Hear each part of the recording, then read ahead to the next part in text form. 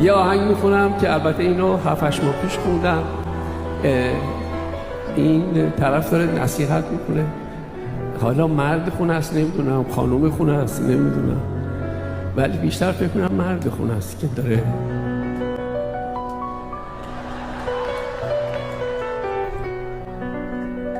یکم صبر کن، یکم طاقت بیار، شاید درست شه. نزار هر جا بهت حق دادم، حتی اعتمادم نادرست شه. تو که خوب میدونی بی تو نمیتونم دیگه طاقت بیارم.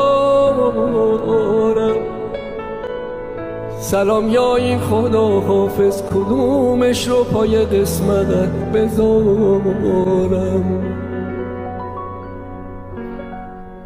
نگو بهتره چند وقتی و از هم جدا شیم، نه نگو نرو، شاید اصلا همین فردا نباشیم.